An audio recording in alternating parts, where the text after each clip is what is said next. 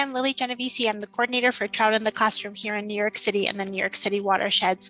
Thank you for joining our STEM Fireside Chat, a series of short interviews hosted by Trout in the Classroom students interviewing colleagues from Trout Unlimited, as well as partner organizations and agencies.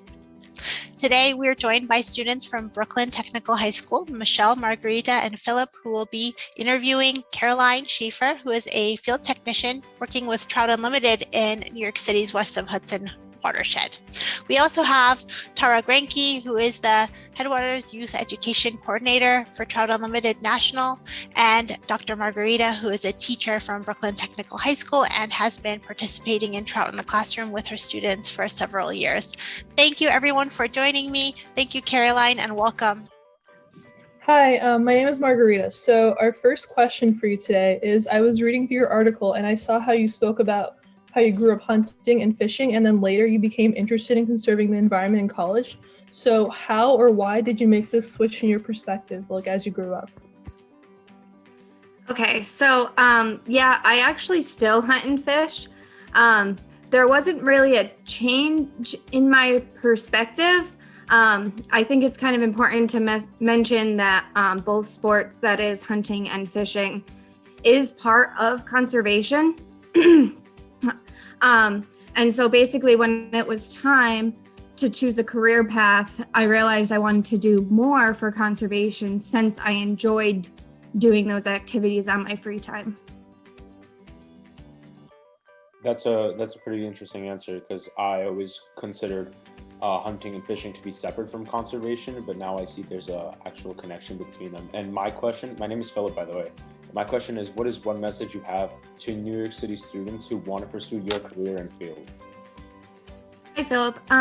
So my message would be to get out and volunteer, get involved with local chapters, learn different aspects of the streams, or as far as fish and other aquatic organisms, plantings.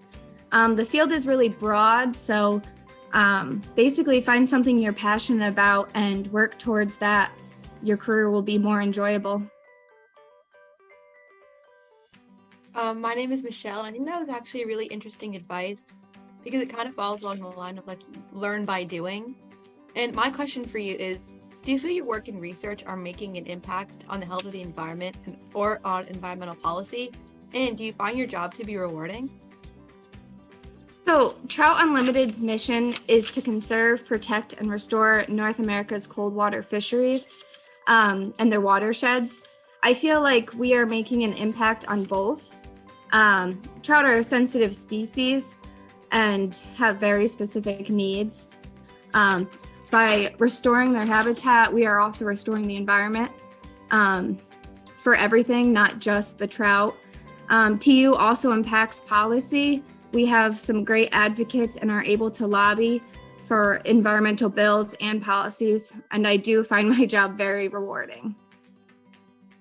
So piggybacking on Michelle's question, since many students are joining and wanting to be part of the conservation movement in schools such as the climate marches, what advice would you give them if they want to help make an impact through their career choices as well? So I would say do your research, and do your research on both sides of the topic so you can be well versed, you see both sides, you can make an informed decision. Be knowledgeable about your career choice, volunteer and donate when you can to movements, organizations, and groups whose missions and goals you support.